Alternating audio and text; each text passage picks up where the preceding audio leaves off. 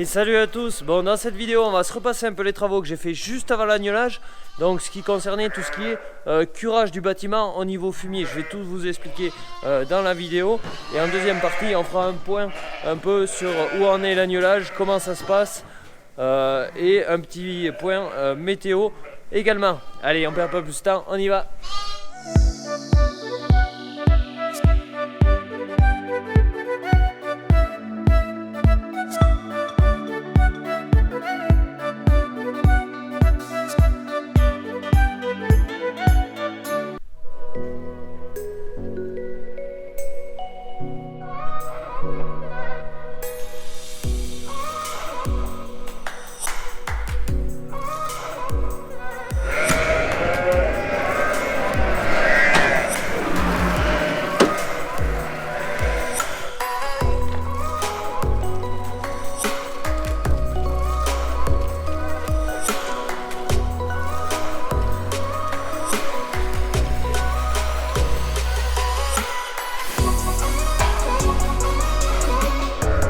Allez, travaux suivants, du coup comme vous venez de le voir, je viens de lâcher les brebis qui étaient ici présents au milieu. Je les ai mises dehors tout simplement parce que je vais sortir du fumier. Donc je suis allé récupérer la benne de l'Akuma, attelée au John Deere et le Newland pour charger le fumier. Donc je vais curer le fumier. Hop, je sais pas si vous allez bien voir. L'enlever là parce que c'est bien plein. Tout simplement, les brebis vont agnoler là et je souhaite que ça soit bien propre, qu'il n'y ait pas de fumier, au moins il n'y aura pas de dégagement de gaz ou autre, et les agneaux naîtront dans les meilleures conditions qui soient, sachant que s'il fait beau, en journée les brebis sortiront dehors pour diminuer de la pression sanitaire à l'intérieur de la bergerie. Donc allez, je vais commencer à sortir tout ça.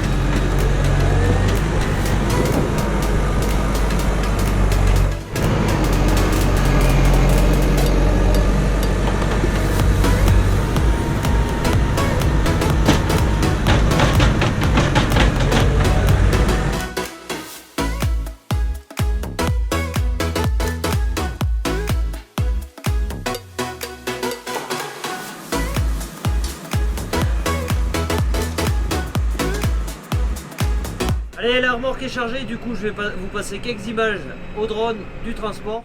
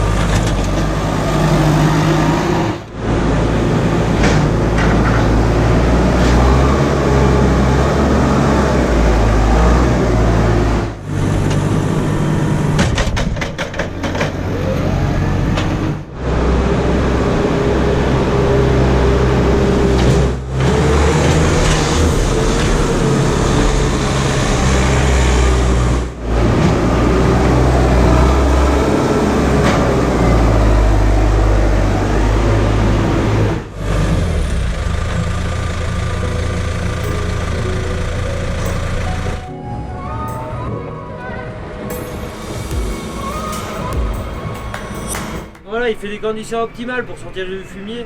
Les brebis peuvent être dehors et je peux m'occuper à travailler tranquillement à sortir tout ce qui est fumier. Après, l'avantage de le curer avant l'agnelage, c'est aussi limiter les trop fortes chaleurs parce qu'on a de gros écarts entre le jour et la nuit et du coup avec beaucoup de fumier il fait vraiment chaud à l'intérieur, trop chaud et ça favorise après aussi le développement de certaines pathologies. Donc l'avantage de curer, c'est limiter tout ça et avoir des bêtes en meilleure forme, donc c'est du bon sens. Allez, on se retrouve à la fumière.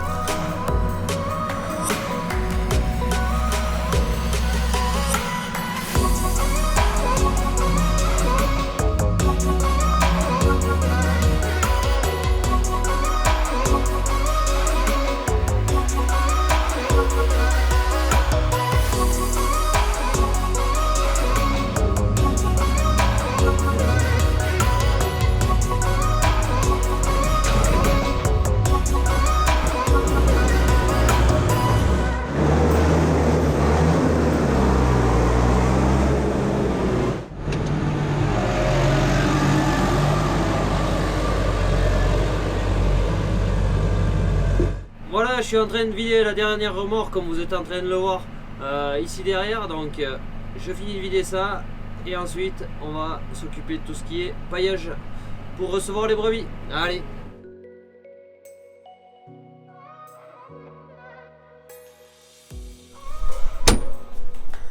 Hop. Donc voilà, il y avait la couche. Du coup maintenant c'est tout propre, il manque plus qu'un bon lit de paille pour les isoler du parterre. Donc s'il y en a qui me posent en commentaire qu'est-ce que c'est tout simplement de la terre battue. Tout ça pour favoriser les infiltrations, car si ça était bétonné, ça serait vachement plus compliqué pour tout ce qui est jus, même s'il n'y en a pas beaucoup. Et le béton n'est pas forcément ce qu'il y a de mieux pour les pieds de brebis.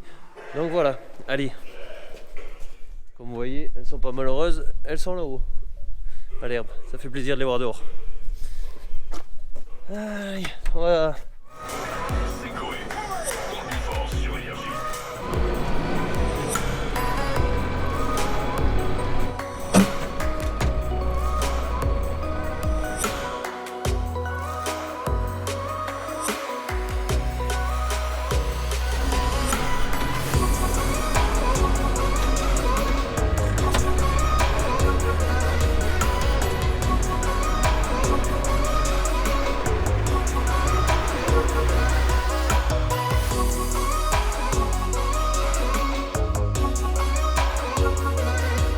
Allez, la pailleuse est attelée. Hop, ramasser le carreau pour pas le casser. Hop, on est prêt, on va pailler maintenant.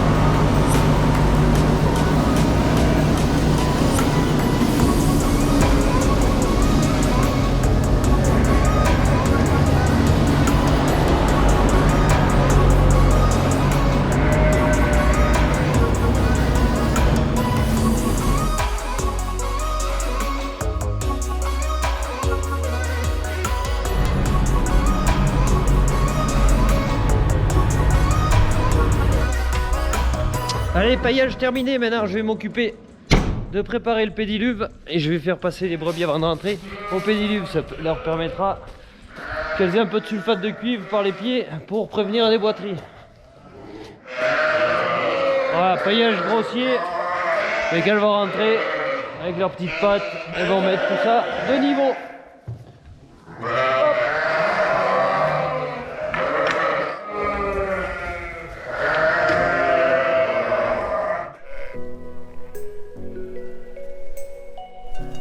Donc allez, le pédiluve est prêt.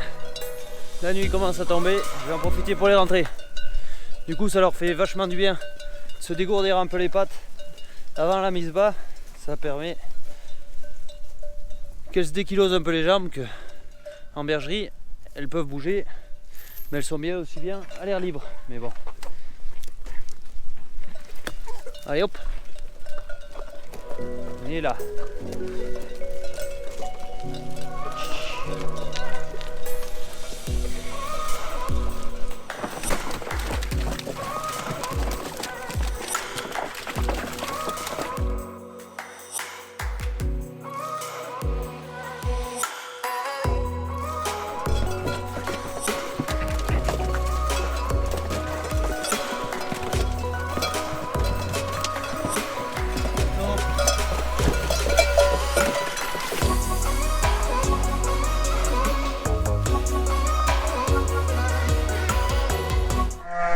Donc voilà, les travaux de curage sont terminés juste avant les mises bas, donc impeccable, ce qui permet d'attaquer l'agnelage dans de bonnes conditions.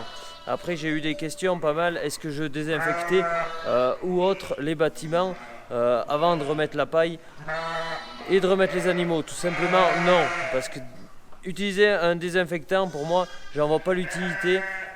Faut savoir que au niveau du bâtiment, il y a un microbisme et on a un équilibre, un ratio d'équilibre. Si on désinfecte, on va mettre toutes ces bactéries au niveau zéro et il va se recréer des bactéries, il va se remettre des bactéries. Alors soit ça va être des bonnes, soit ça va être des mauvaises, ce qui va favoriser certaines pathologies. Du coup, je ne fais absolument rien. Après, j'ai des projets naturels pour rensemencer en bonnes bactéries au niveau du bâtiment. Bon, j'ai pas fait le pas encore, il me reste encore à réfléchir un peu sur la mise en place, sur son application, mais ça a un coût vraiment dérisoire. Certains de mes collègues l'utilisent déjà avec des effets plutôt positifs, donc je me dis pourquoi pas essayer là-dedans. Voilà, après le curage, j'ai monté mes cases d'agnelage vu que ça s'est mis à agneler comme je vous l'ai dit. Alors, mes cases, elles servent à quoi? Tout simplement rentrer les brebis où il y a des naissances multiples ou des fois simples et où on a une brebis qui ne veut pas ramasser son petit. Donc ces 12 cases me permettent de faire tampon. Il vient des brebis en permanence. C'est le lieu où on passe le plus de temps en bergerie à l'agnelage, à surveiller dans les cases, voir ce qui se passe. Donc une brebis qui fait 2 agneaux, je la rentre en case. Immédiatement après, j'y débouche l'épi, histoire que l'agneau puisse boire le colostrum le plus rapidement possible pour qu'il soit immunisé. Ensuite, désinfection des nombrils, hop, avec de la teinture d'iode. Et dès que la brebis est prête à sortir de case, identification, pose des 2 boucles sur les agneaux, ainsi que je peux marquer des observations sur la brebis qui vont être sur le logiciel, mais j'aurai l'occasion de vous le remontrer dans une prochaine vidéo. Et le tri des réformes se fait également à l'agnelage.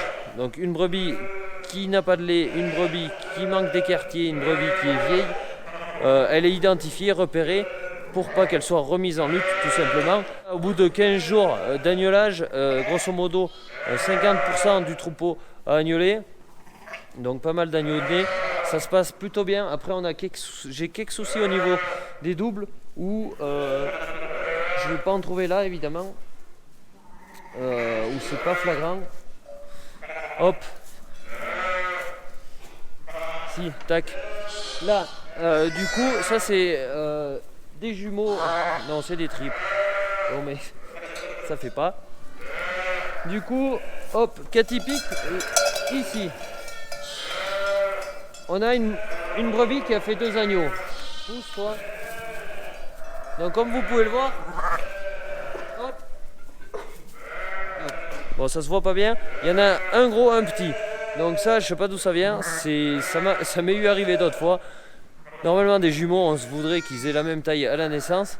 Et bien, pas forcément. Ça arrive qu'il y en ait un plus gros, un plus petit.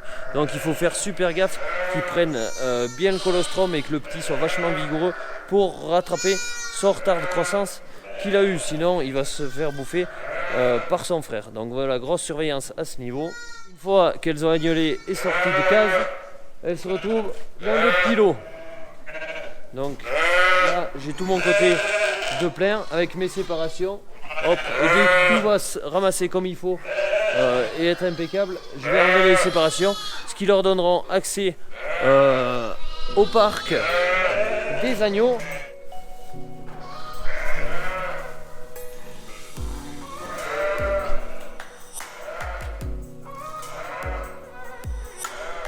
Donc là on est au parc des agneaux, qu'est-ce qu'on y trouve? Hop, déjà de base on a un abreuvoir pour qu'ils boivent de l'eau. Ils boivent pas que des lait, ils boivent également de l'eau pour bien s'hydrater, notamment quand il fait chaud, un biberon.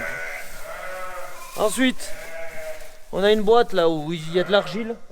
Faut savoir que plus les agneaux mangent de l'argile tôt, plus ça va leur faire un pansement gastrique et éviter certaines maladies néonatales, notamment la diarrhée. Donc ensuite on trouve de l'aliment, voilà, l'aliment en granulé qui va servir tout simplement à combler le manque de lait des brebis et pouvoir assurer une bonne croissance à ces derniers.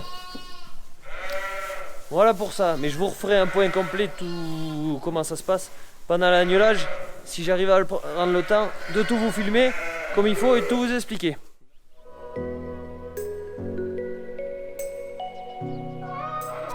Allez, maintenant dernier point de ce qui est le plus inquiétant à l'heure actuelle, ça se passe là-haut derrière. Gros souci au niveau du pluviomètre, tout simplement, il ne fait plus aucune précipitation depuis maintenant je ne sais plus combien de temps. On est précipitation depuis le 1er janvier à 57 mm, donc ce qui est quand même vraiment faible. Donc comme vous pouvez le voir, c'est sec de partout, mais même dans les parcelles. Aujourd'hui, j'ai pas commencé la mise à l'herbe, tout simplement parce que si je fais manger le peu d'herbe qu'il y a, elle va pas repartir, ça va être un frein. Donc j'ai espoir de les lâcher fin de semaine prochaine si tout va bien, mais quelques-unes, pas beaucoup. Mais il va falloir de l'eau pour faire pousser, parce qu'aujourd'hui on avait un pays qui était ultra vert il y a 3 semaines, un mois de ça. De par les fortes gelées la nuit, le vent le jour et le soleil, et vent du nord, ça nous a coupé la croissance complète de l'herbe. Donc voilà, aujourd'hui les inquiétudes sont là. Ils annoncent un petit peu de pluviométrie semaine prochaine, je suis pas sûr qu'il en fasse, mais grosso modo la pluviométrie annoncée c'est aux alentours des 5-6 mm. Donc autant vous dire qu'elle est ridicule. Là on est dans le cas typique d'une parcelle où les brebis sont venues manger, sachant que c'est parmi les dernières parcelles où j'ai apporté le fumier, du coup il n'a jamais plu dessus. Dégage. Du coup il n'a jamais plu dessus. Le fumier, comme vous pouvez le voir, hop, vous allez être à contre-jour. Il est là, il n'est pas décomposé. Bon, il se décomposera, si c'est toujours pareil, quand l'herbe poussera. S'il fait un peu humide, le fumier arrivera quand même à disparaître. Mais c'est clair que ça fait maintenant 2 ans qu'on a des printemps super secs, ça nous complique encore le travail. Parce qu'il faut bien savoir, c'est que tout le stock fourragé, ça se fait à partir des premières coupes. Si on loupe les premières coupes, c'est une campagne qui est foutue. Donc voilà, d'où le but d'assurer les premières récoltes. Après, les récoltes fin d'été, automne, tout ça c'est du surplus et peut-être de l'exceptionnel.